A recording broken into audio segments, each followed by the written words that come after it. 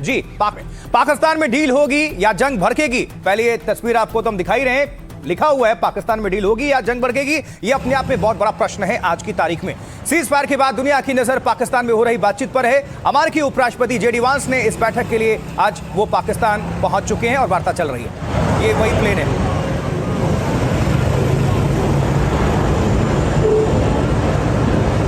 पाकिस्तान के अंदर अमेरिकी और ईरानी डिप्लोमेट्स की मौजूदगी है, वार्ता जारी है।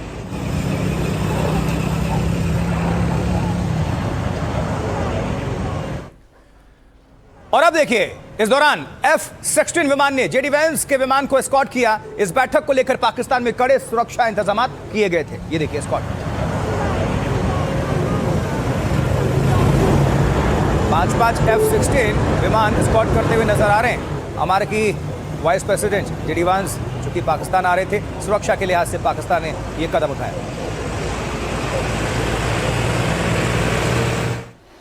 वहीं पाकिस्तान के तथाकथित फील्ड मार्शल असीम मुनीर ने अमेरिकी वाइस प्रेसिडेंट का वेलकम किया। देखिए तस्वीर।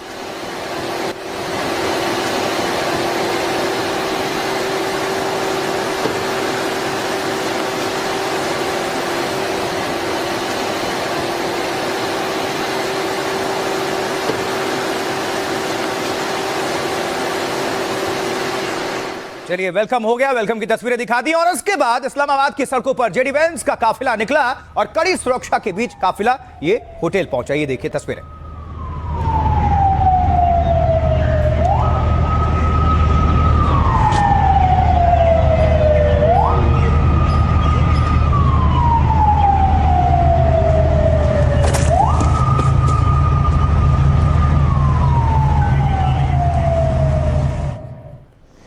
और इस्लामाबाद की सड़कों पर इस बैठक को लेकर पोस्टर्स भी अटे पड़े हैं और सजाया भी गया है। तैयारियां कुछ स्पेशल हैं। ये तस्वीर।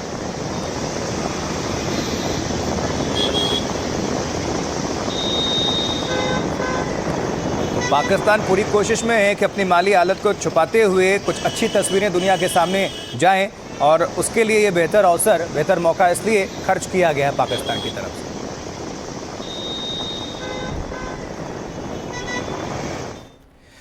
देखिए, पाकिस्तान ने इस बैठक की तैयारी कई दिन पहले से शुरू कर दी थी। मौका बड़ा था, 2 दिन की छुट्टी इस बैठक को लेकर पहले ही घोषित कर दी गई थी। ये तो आपको इस्लामाबाद की हम तस्वीर दिखा रहे हैं।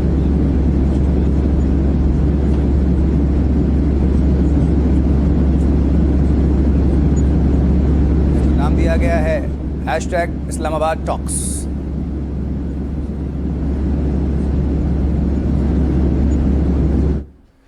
और इसके बाद पाकिस्तान में ईरानी डेलीगेशन का इंतजार हो रहा था बेसब्री के साथ। तो ईरानी डेलीगेशन के पहुंचते ही शांति की उम्मीद बढ़ गई। ये डेलीगेशन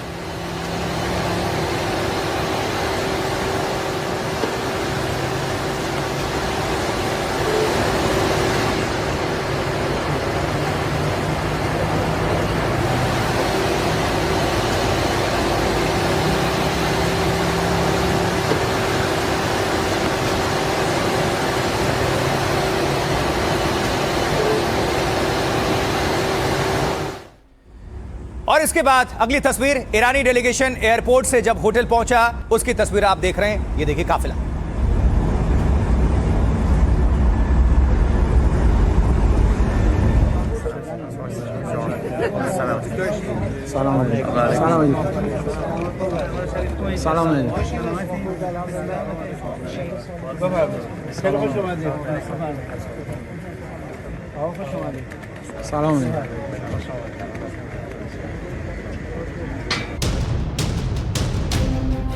सीज फायर के बाद ईरान और अमेरिका में बातचीत शुरू हो गई है। पाकिस्तान में हो रही इस बैठक में शुरुआती बातचीत करीब 2 घंटे तक हुई। दोनों ही देशों के नेताओं ने अपनी अपनी मांगे रखी। ट्रम्प ने बैठक से पहले ही समझौता न होने पर हमले की धमकी दे डाली, तो दूसरी ओर ईरान ने भी कहा कि अगर समझौता नहीं हुआ तो इसके लिए इजराइल और अमेरिका जिम्मेदार होंगे। बैठक के बीच हॉर्मुज में भी ईरान अमेरिका में टकराव की खबरें सामने आई। दोनों ही पक्ष फिलहाल 1 इंच भी पीछे हटते नजर नहीं आ रहे हैं। ऐसे में सवाल उठ रहे हैं कि क्या सीज फायर के बाद क्या फिर जंग शुरू होने वाली है।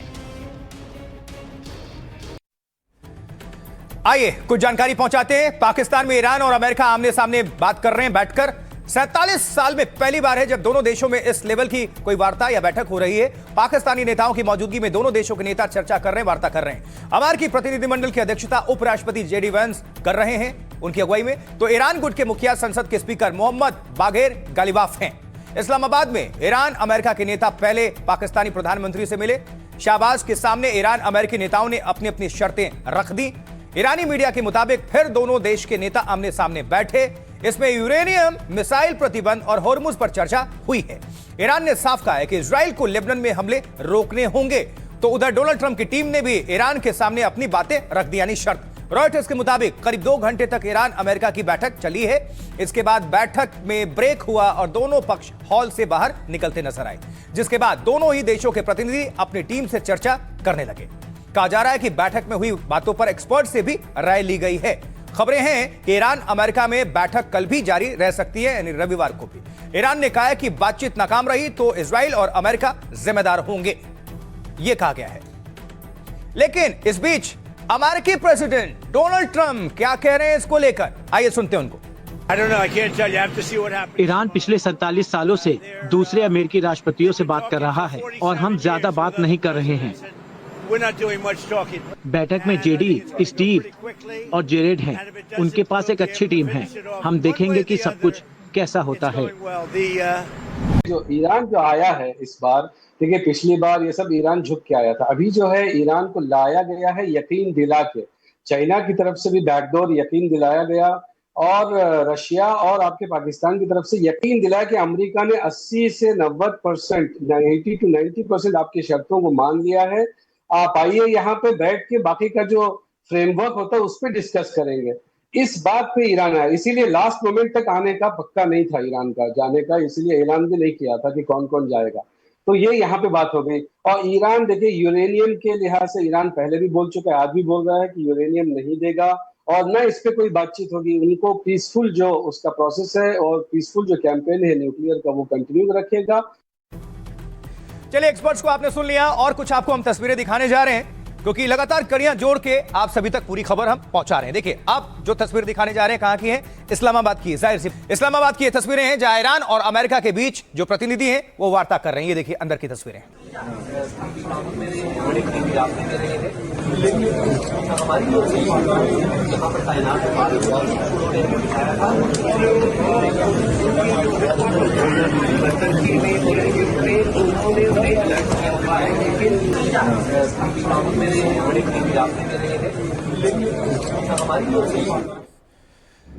और इस बैठक से पहले पाकिस्तानी प्रधानमंत्री शहबाज शरीफ अमेरिकी उपराष्ट्रपति जेडी वैंस से मुलाकात करते नजर आए। ये देखिए।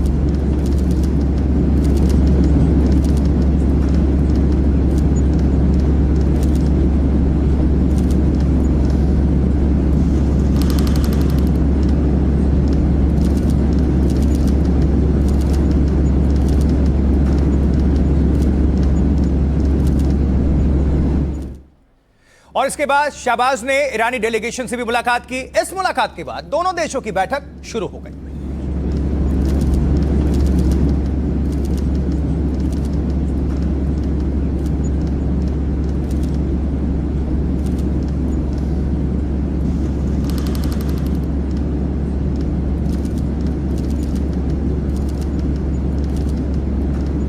तस्वीरें आपको हम दिखा रहे हैं। अब इंफॉर्मेशन भी आप सभी तक पहुंचाना हम शुरू करेंगे।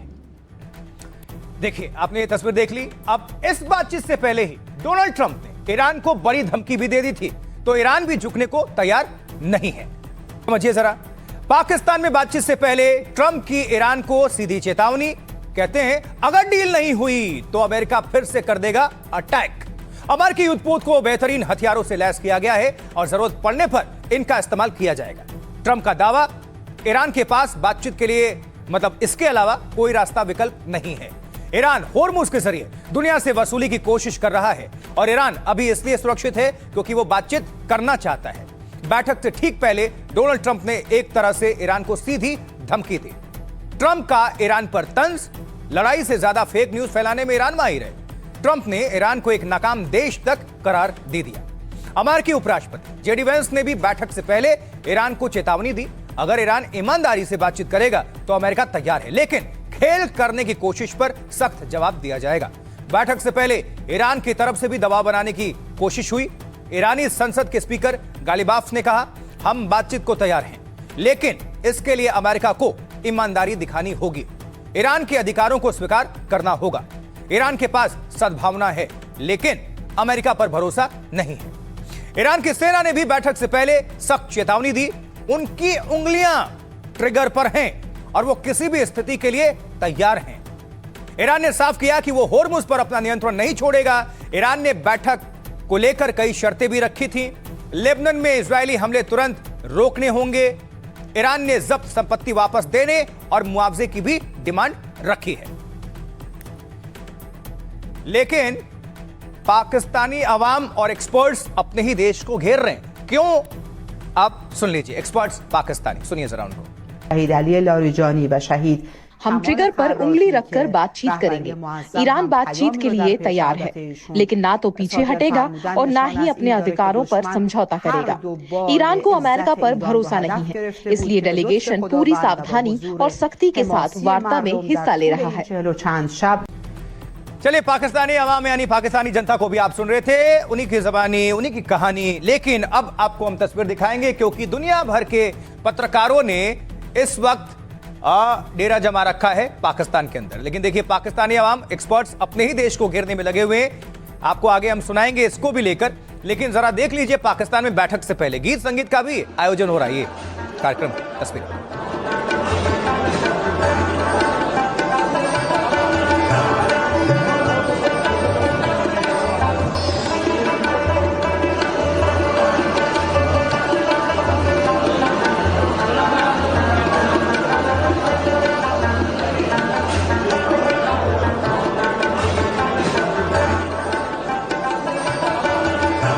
लेकिन गीत संगीत सुनाने में कोई कसर नहीं छोड़ा जा रहा है। देखिए, दुनिया भर के जो पत्रकार हैं उन्होंने पाकिस्तान में डेरा जमा रखा है, इस वक्त डाल रखा है लंगर। मीडिया कवरेज के लिए कड़े सुरक्षा इंतजाम भी किए गए। ये तस्वीर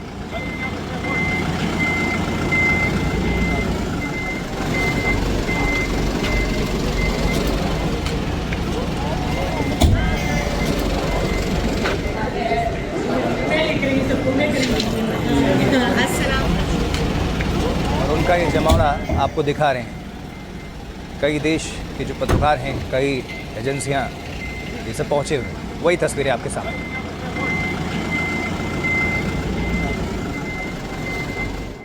सवाल ये है कि अमेरिका और ईरान के बीच पाकिस्तान क्यों बन गया बिचौलिया? अब ये समझिए। देखिए, दुनिया जानती है कि कंगाल पाकिस्तान की अर्थव्यवस्था चौपट है, खस्ता हाल है। युद्ध चलता रहा तो तेल गैस संकट पाकिस्तान को बर्बाद कर देगा। जंग शुरू से पाकिस्तान में पेट्रोल डीजल बहुत महंगा हुआ और किल्लत हो गई जैसे ही जंग शुरू हुई, क्योंकि पाकिस्तान सालाना करीब 54,000 करोड़ का कच्चा तेल खरीदता है। इसमें करीब 50,000 करोड़ का कच्चा तेल सऊदी और यूएई से ये लेता है। पाकिस्तान हमेशा से मिडिल ईस्ट में अपनी पैठ बढ़ाना चाहता है ताकि मुस्लिम मुल्कों से अरबों रुपए की खैरात निवेश के तौर पर वो हासिल कर सके। एक्सपर्ट्स मानते हैं कि पाकिस्तान को उसकी सेना मजबूत करने को पैसा चाहिए। उसे लगता है कि मिडिल ईस्ट की मदद से इसके लिए पैसा हासिल हो सकता है। और फिर गृह युद्ध का भी डर है। पाकिस्तान में ईरान के बाद दुनिया की दूसरी सबसे बड़ी शिया आबादी रहती है, जो कुल जनसंख्या का करीब 20% है, और ये ईरान पर हमले से नाराज है। अली खामनेई की मौत के बाद पाकिस्तान में हिंसक विरोध प्रदर्शन शुरू हो गए थे, आपको याद होगा। युद्ध लंबा खींचा तो पाकिस्तान में गृह युद्ध जैसे हालात उत्पन्न हो सकते हैं। सांप्रदायिक तनाव को रोकने के लिए ईरान में शांति शाहबाज की मजबूरी है इस वक्त, और जंग में कूदने से बचना चाहता है, इसलिए भी एक्शन हो रहा है। पाकिस्तान ने पिछले साल ही सऊदी अरब से रक्षा समझौता किया था, डील की थी, जिसके मुताबिक सऊदी पर अगर अटैक हुआ तो पाकिस्तान को सुरक्षा करनी होगी। और ईरान से लगातार सऊदी अरब में अमेरिकी ठिकानों पर अटैक हो रहे हैं। युद्ध नहीं रुका तो हमले जारी रहे तो मजबूरी में पाकिस्तान को जंग में कूदना ही पड़ेगा। पाकिस्तान को सिर्फ अपने देश में बवाल ही नहीं, पलायन का भी डर है, क्योंकि ये बॉर्डर से जो पलायन रोकना होगा, इसमें भी एक ये बिंदु है अहम, क्योंकि ईरान के साथ पाकिस्तान की करीब 900 किलोमीटर लंबी बॉर्डर पड़ती है। अगर युद्ध भड़क गया और तो ईरान से लोग पाकिस्तान में पलायन कर जाएंगे।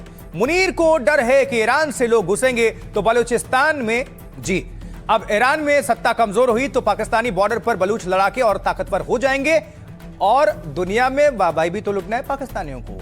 आतंकिस्तान के नाम से कुख्यात पाकिस्तान को अपनी छवि भी सुधारनी है। आतंकी मुल्क के बजाय वो शांति दूत की तरह खुद को पेश कर रहा है और इसके पीछे उसका मकसद है कि उसे अमेरिका से फंडिंग चाहिए। पाकिस्तान तो चीन का भी मोहरा है, आपको पता है, और जहां से उसे निवेश और हथियार मिलते हैं, मुहैया होते हैं। ये सारे बिंदु हैं। अब आपको विदेश मामलों की जानकार संजीव श्रीवास्तव को सुनवाते हैं, वो क्या कह रहे हैं, सुनते हैं। पाकिस्तान राष्ट्र है, उसकी जो क्रेडिबिलिटी है वो काफ़ी नीची है और वो एक ऐसा राष्ट्र है कि जो कि स्वयं आतंकवाद का एपी सेंटर के रूप में जाना जाता है और आर्थिक रूप से वो बैंकरप्ट भी है और राजनीतिक रूप से अस्थिर राष्ट्र है। तो ऐसे में जो पाकिस्तान की जो भूमिका एक मैसेंजर से ज़्यादा की मैं नहीं देखता और पाकिस्तान इस जो सीज फायर को कराने में या जो शांति वार्ता चल रही है उसके आउटकम्स को डिटरमिन करने में उसका कोई बड़ा प्रभाव नहीं होगा, ये बात स्पष्ट है। लेकिन इस सीज फायर को कराने में चाइना की भूमिका बहुत महत्वपूर्ण दिखाई देती है, जो कि बैक चैनल के माध्यम से सक्रिय है और उसी तरीके से जो अंतर्राष्ट्रीय समुदाय भी है, जिसमें हमारा अपना देश भारत भी है, वो लगातार जिस तरह से इस बात की एडवोकेसी करता रहा कि डायलॉग, डिप्लोमेसी और डी एस्केलेशन होना चाहिए, उसका भी प्रभाव पड़ा है। और इस बैठक से पहले ईरान ने दुनिया को जंग की असली तस्वीर दिखाई। ईरान के मारे गए बच्चों की प्लेन में तस्वीर ने सबको झकझोर कर रख दिया। ये देखिए, ये जो देख रहे हैं आप प्लेन के अंदर स्कूली बच्चों की तस्वीर जो मारे गए हैं और उनका ये खून से सना हुआ बैग, इसमें एक मैसेज था। ईरानी जो स्पीकर हैं गलीबाफ, उन्होंने ये पोस्ट दुनिया के सामने रखी, उन्होंने साझा किया था सोशल मीडिया पर और इस तस्वीर ने दुनिया का ध्यान अपनी ओर खींचा। एक सिंपैथी और एक इमोशनल कार्ड। लेकिन ईरान के स्कूल में मासूम बच्चों की जो मौत हो गई थी, ईरानी संसद के स्पीकर ने, गलीबाफ ने, इसी को दुनिया के सामने ये रखा है अलग अंदाज में। ये सभी मारे गए बच्चे हैं जो, आपको याद होगा जब मिसाइल गिरी थी तो 165 के आसपास स्कूली छात्रों की, इसमें 168 एग्जैक्टली मारे गए थे। और ये दुखद, बच्चे किसी को भी और कहीं के भी हों, बच्चे हैं, इनका युद्ध से कोई लेना देना नहीं। लेकिन युद्ध जब होती है, मिसाइल गिरता है तो जगह नहीं पहचानती। वही हुआ इस अटैक में, ये बच्चे मारे गए और जब प्लेन में आए तो ये उनकी तस्वीर और स्कूली बैग ये देख पा रहे हैं आप, और इससे एक मैसेज देने की कोशिश हुई। तो जंग के पहले ही दिन ईरान के स्कूल पर यह मिसाइल अटैक हुआ था, वो वाली भी तस्वीर। वैसे ये एआई जनरेटेड तस्वीरें आपको दिखा रहे हैं, ऐसा कुछ हुआ।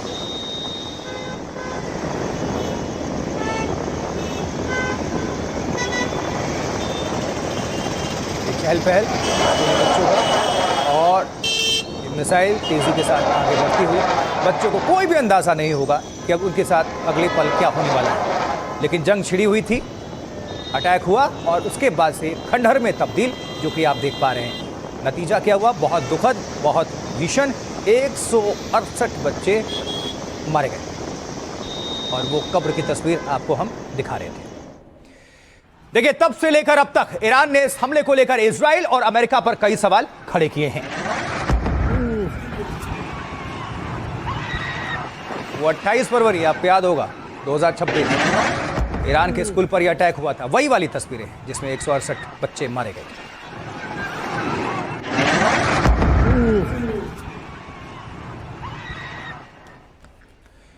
स्कूल के क्लास में पढ़ रहे छोटे बच्चों पर यह दर्दनाक हमला हुआ था और हमले के बाद उनके बैग और जूते बिखरे पड़े थे, इधर उधर खून से लथपथ सने हुए।